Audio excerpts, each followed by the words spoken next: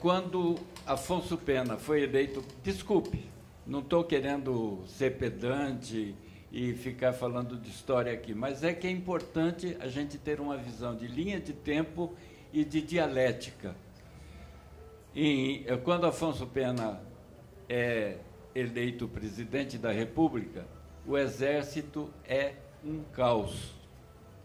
Estava totalmente desacreditado, principalmente pelas políticas dos dois Pedros, Pedro I e Pedro II.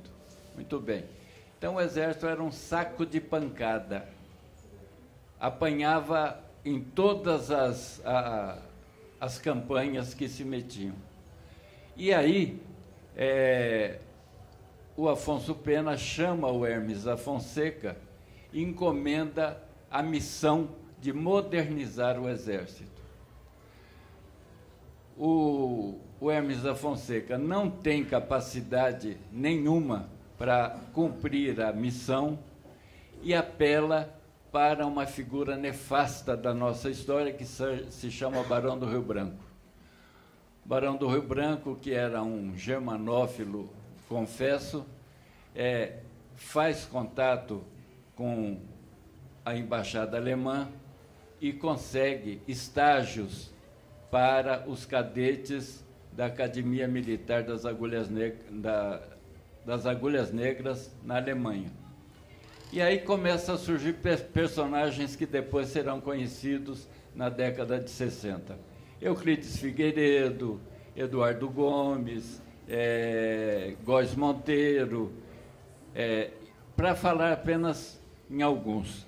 Muito bem, esse pessoal chega da Alemanha e começam a fazer escola dentro dos quartéis. Ou seja, queriam implantar no Brasil um regime nazi-fascista. Tentam em 22, e é bom que se marque isso, porque eu já vi muitas barbaridades serem ditas, inclusive que o Lamarck era a continuidade dos tenentes de 22. Absolutamente. Os tenentes de 22 eram reacionários e pró-nazistas. Muda a composição com a entrada do Prestes, do Barata Ribeiro e de outros militantes de esquerda e, posteriormente, militantes do Partido Comunista. Muito bem. Mas esse pessoal quer tomar o poder. Aí vem uma reunião que está nos livros de história muito interessante. No dia 11 de junho de 1935, Góes Monteiro, Dutra e Mourão Filho, ainda capitão, se reúnem e o Mourão Filho fala exatamente o seguinte: o Getúlio tem que dar um golpe. Aí o Dutra fala: e se ele não quiser? Nós damos um golpe nele. Olha só, nós damos um golpe nele. Isso em 1935. 6 meses depois vem o golpe de 1935 e a instauração do Estado Novo. Então, vocês veem que, na linha do tempo, isso vem evoluindo desde lá dos cadetes que foram para a Alemanha em 1907, 9 e 10. Nesse bojo da derrota dos tenentes surge um dos movimentos mais reacionários da história do Brasil, que se chamou União Democrática Nacional, que pariu Carlos Lacerda. Então, eu costumo brincar dizendo que o Carlos Lacerda foi o maior parteiro da história, né? Tirou um presidente morto, um de 7 meses, e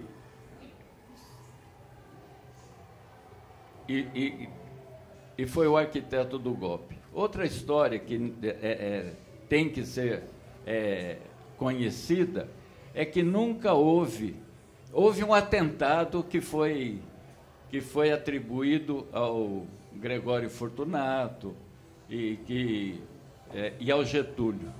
Só que a morte do Major Vaz, nunca ninguém descobriu a arma. Consta que a arma era do Lacerda, ou seja, quem matou o Major Vaz foi o Lacerda, para criar todo o caos que culminou no 24 de agosto de 54. Muito bem. Esse pessoal continua conspirando. O Mourão Filho é responsável por toda a agitação nos quartéis, pela falsa notícia que corria nos quartéis de que os comunistas estavam preparando a segunda intentona. E esse pessoal, já general, porque foi a única anistia que reconduziu os militares aos quartéis, foi a anistia dos tenentes de 22. Nós fomos anistiados, mas nem entrar nos quartéis nós temos condições. Hoje eu tenho um título muito bonito, sou capitão do Exército, sou capitão reformado. Porém, se eu chegar lá, eles pegam a minha identidade, anotam a minha identidade e me controlam a minha permanência ali. É isso aí. Bom, eu disse que 64 era consequência de 22 e 22 foi consequência daquele tal estágio que foi feito na Alemanha. Mas tem outras coisas também que aconteceu. 61 foi uma tentativa de golpe, que foi abortada por dois governadores, o Leonel Brizola e o Mauro Borges, de Goiás. Durante todo esse tempo, havia, dentro do Exército, grupos de resistência, grupos de esquerda dentro do quartel. E o Lamarca, ainda como cadete, era um assíduo leitor da Voz Operária. Tem, inclusive, uma revista de quando o Lamarca era cadete, que ele está deitado em sua cama no dormitório da academia, lendo Guerra e Paz, de Tolstói. Então, eu entro em 1960 no Exército, no dia 24 de agosto de 61, eu estava na Escola de Sargento das Armas, e vi toda a reação da direita dentro do Exército com a renúncia do Jânio. E assisti também o movimento que foi feito para abortar o golpe. Nesse momento, onde estava o Lamarca, estava se deslocando do 4º Regimento para o 3º Exército, já com a intenção de, quando chegasse no Rio Grande do Sul, se houvesse resistência no Rio Grande do Sul, ele passaria com seus comandados para o lado da resistência. Então, vocês veem que havia todo um movimento dentro do quartel. Quando eu chego em 61 no 4º Regimento, o Lamarca tinha a notícia de que eu tinha participado do movimento de resistência dentro da Escola de Sargento, porque eu era da diretoria do Grêmio Recreativo da escola. 4º Regimento em Osasco? 4º Regimento em Osasco, em Quitaúna, mais precisamente. Quando eu chego, o Lamarca, sabedor de que eu tinha participado desse movimento de resistência, me procura. Ele, ainda 2º tenente, e eu 3º sargento. Ele me procura e fala: olha, já tenho notícia e tal, que você participou lá da resistência, nós temos que nos organizar. Aí eu falei: você tem alguma coisa para oferecer? Eu tenho um pessoal aí que eu já estou discutindo conjuntura, situação nacional e tal. E eu tenho a incumbência de organizar um grupo de sargentos, por orientação do Lamarca, para discutir política.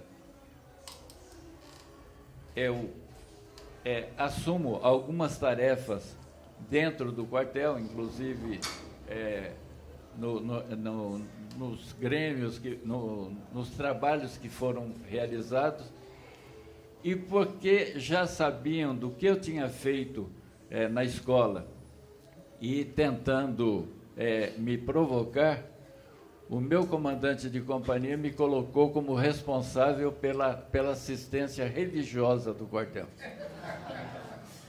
Aí eu conheço um padre que depois vem a ser um dos nossos colaboradores em Quitaúna, que foi o padre Rafael. Então, eu estou falando isso e agora eu vou falar especificamente da questão do movimento dos sargentos. Em 1962, nós conseguimos eleger um deputado federal pelo Rio de Janeiro e um deputado estadual pelo Rio Grande do Sul e uma quantidade grande de vereadores espalhados por todo o Brasil.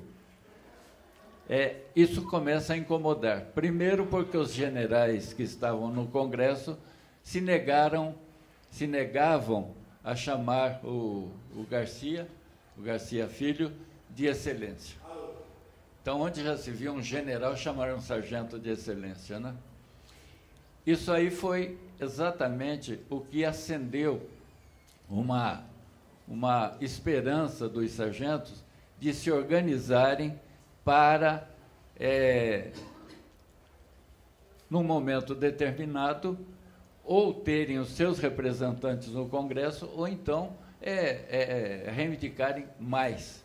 Porque, nessa época, sargento tinha que casar com 5 anos, não podia usar traje civil antes de 5 anos de graduação, e uma série de barbaridades que nós quebramos exatamente naquele movimento e em razão da ação do 4º Regimento que nós realizamos. Hoje é diferente, mas naquela época era assim. Imediatamente começou a surgir um problema. A organização dos sargentos significava a quebra da hierarquia. E a palavra hierarquia, o conceito de hierarquia, é algo inatingível dentro das Forças Armadas. O esteio, a coluna vertebral das Forças Armadas é a hierarquia. E os sargentos estavam quebrando essa hierarquia. Há todo um movimento da sociedade paulistana, principalmente contra o movimento dos sargentos. Em 1963, o jornal Estado de São Paulo solta um manifesto acusando os sargentos de inocentes úteis, a serviço de ideologias exóticas. Era um discurso muito engraçado naquela época. E nós tiramos uma posição. Vamos ocupar o Estado de São Paulo e exigir uma retratação em editorial. Eu participo da organização e tenho, na minha passagem pelo Exército, o prazer de ter a primeira punição política naquele evento. Bem, vem 64. Vocês ocupam o jornal? Ocupamos. Como é que foi isso? Nós ficamos, quando nós conseguimos colocar 300 sargentos uniformizados na frente do jornal. Colocamos também uma delegação da Guarda Marinha de Santos, um pessoal da polícia, e aí eles disseram: tirem uma comissão e subam para discutir com a comissão editorial. O Onofre Pinto, que era um dos organizadores do movimento, já tinha tentado quebrar a hegemonia do comando do 2º Exército dentro dos sargentos, que tinha um sargento que era presidente do Clube dos Subtenentes e Sargentos do 2º Exército há 25 anos. Aí nós elegemos o Onofre para ser candidato a presidente e quebrar aquela continuidade. o Onofre me conhecia, me chama e fala, organiza a segurança aqui embaixo, que nós vamos subir para discutir com a comissão editorial do jornal. Eles sobem e eu fico organizando. Aí acontece um fato engraçado, chega o bispo de Santo André, que era chamado de Bispo Vermelho pelo Exército, e vê que eu estou comandando, colocando um carro... Dom Jorge. Então, Dom Jorge chega e vê que eu estou obstruindo uma rua, colocando um pessoal de sentinela em outra, para ver se ia chegar alguma tropa de algum quartel para atacar aquele movimento. E aí ele vem conversar comigo. Como disse o Cid, as coisas acontecem muitas vezes por acaso. Eu era uma figura anônima do movimento. Só que o Dom Jorge veio até mim e aí me tornou a figura exponencial daquele movimento. Por quê? Porque enquanto eu estava conversando com ele, estavam tirando fotografia do bispo e eu estava na fotografia junto com o bispo. Quando eu chego no dia seguinte no quartel, sou chamado na segunda sessão, que é a sessão de informação. Aí o oficial de informação pergunta, aonde você esteve ontem? Falei, eu estava no cursinho. O senhor sabe que eu vou prestar vestibular? Aliás, prestei, depois eu conto essa história. E aí ele falou, você vai fardado no cursinho? Falei, não, eu me atrasei, aí saí, peguei o ônibus e fui para o cursinho, não deu tempo de ir em casa trocar de roupa. Aí ele começou a jogar fotografia em cima da mesa, né? E essa foto? E essa? E essa? Aí jogou uma meia dúzia de fotos, e eu com o tal de Bispo Dom Jorge. Aí ele pegou e falou assim, você pode me responder o que você estava fazendo com o bispo? Eu falei, bom, eu vou fazer, então vamos falar sério. O jornal levantou alguns falsos testemunhos contra os sargentos e eu, para defender os sargentos, participei desse movimento. Tá, então está dispensado. Eu fui para a companhia, de tarde saiu no boletim interno uma punição de 10 dias de cadeia. Assim começou a minha trajetória dentro da esquerda organizada. Essa foi minha primeira punição. Em 64, um número enorme de sargentos são atingidos, para dizer a verdade, 900, quase 10 mil militares foram atingidos já no mês de abril de 64. Eu tinha um oficial encarregado do inquérito que me chamou e falou assim, já pegamos os vermelhos, rosados e alaranjados. Qual é a sua nuance de cor? Eu falei, verde e amarelo. Aí ele pegou e falou assim... Aí ele falou, não, você não é verde e amarelo. Eu falei, eu sou mais patriota do que o senhor. Eu sou mais patriota do que o senhor. E tem mais, eu cumpri o meu juramento à bandeira, de defender os poderes constituídos, a ordem e a lei. E eu defendi o presidente João Goulart. E o senhor não. Aí, por isso, passei mais 6 meses preso. Então, saio, volto para o quartel, e aí, no quartel, eu começo a ver onde que eu podia ser mais útil.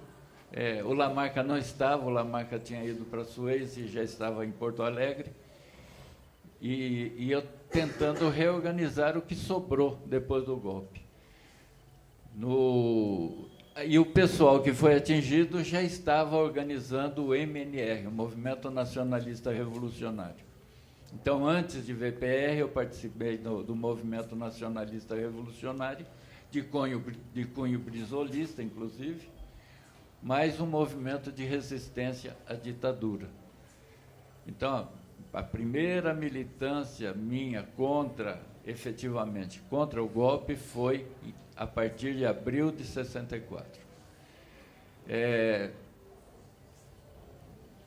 Esse grupo evolui e continua em contato conosco, que ficamos dentro do quartel. O Lamarca retorna, aí pergunta, o que sobrou? Eu falei, nada. Estamos reorganizando tudo.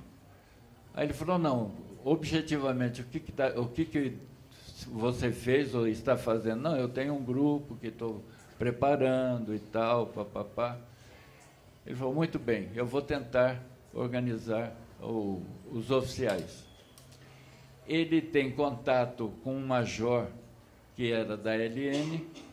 Aí um dia, uma semana depois, ele chega e fala, olha, por orientação do Marighella, o grupo de sargento vai permanecer estanqueizado, afastado do movimento dos oficiais.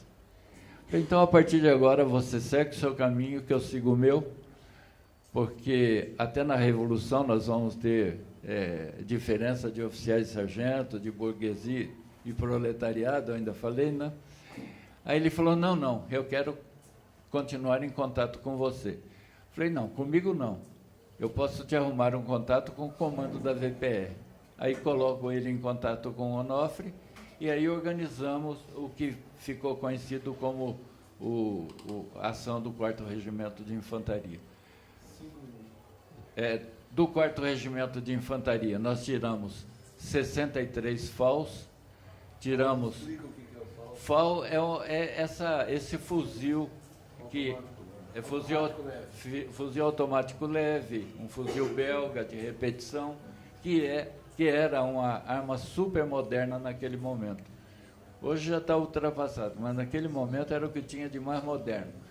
Então, tiramos 63 FAUs, 2 morteiros 60 milímetros, tiramos alguns cunhetes de munição e, a partir daí, entramos para a clandestinidade e começamos ao trabalho que foi realizado pela VPR de janeiro de 69 até a extinção da VPR.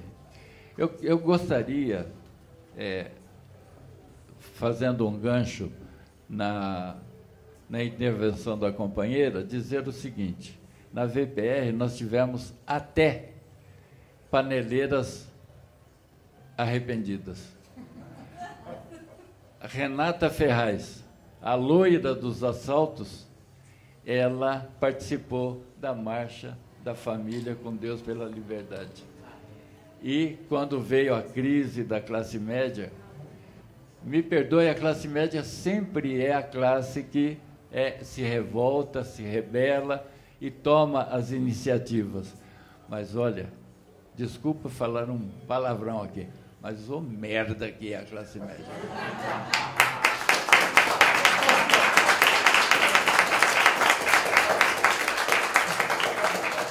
E então, então quero prestar uma homenagem a Renata Ferraz, a Iara e ao Velberg, que eu tive o prazer de comandar no Vale do Ribeira, e a Inês Etienne, que fez coletivo comigo na direção da Guanabara, a Carmen Monteiro, que esteve conosco no Vale do Ribeira, a Ieda, lá de Araçatuba, Ieda Chaves, e tantas outras companheiras. Então, quando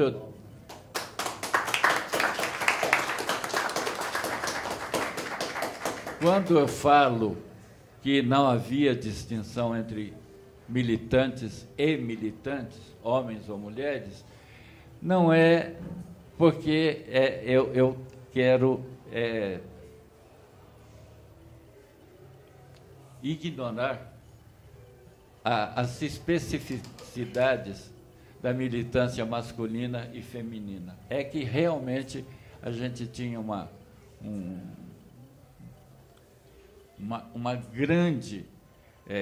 grande carinho pelas companheiras e sempre tentávamos ajudá-las a superar as deficiências próprias do gênero. Outra coisa que eu gostaria de levantar também é uma moção de aplauso ao governo espanhol, que de 11 ministros, 7 são mulheres. Então,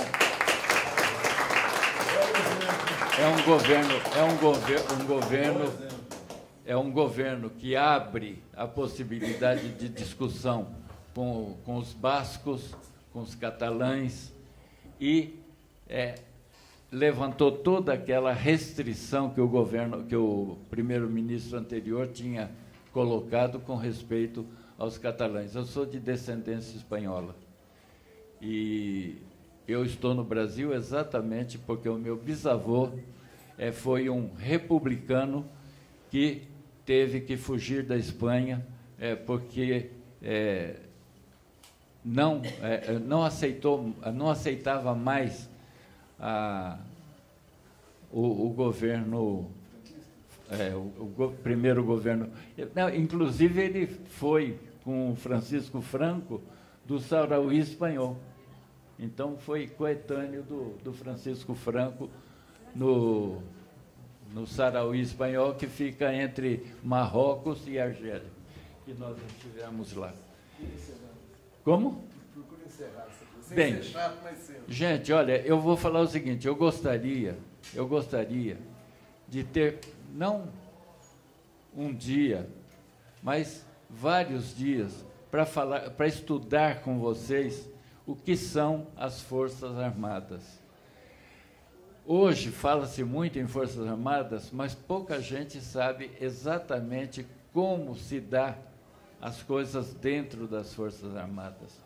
Outro dia, eu conversando com um oficial comandante da 6ª CSM em Bauru, eu disse o seguinte para ele: o maior militar não foi o Duque de Caxias. O maior militar tampouco foi o general Sampaio. O maior militar não foi o patrono da cavalaria. O maior militar foi o general Osório, que teve, na Batalha do Riachuelo, na Guerra do Paraguai, a oportunidade de promover um negro forro a tenente. Então, o Major Osório, Marquês do Herval, foi o maior militar que nós tivemos. E a tropa dele era essencialmente de origem escrava. E ele promoveu uma grande maioria a sargentos e o nascimento a tenente. Então, isso foi um exemplo de uma visão totalmente diferente do que havia dentro do Exército naquele momento. Eu gostaria de ter tempo para falar, porque tem 2 assuntos que são fascinantes para mim: a escravidão e as Forças Armadas. Eu estudo isso há pelo menos 30 anos. Então, eu vou conversar com o Maringoni, ele vai organizar um curso e a gente vem aqui conversar. Muito obrigado.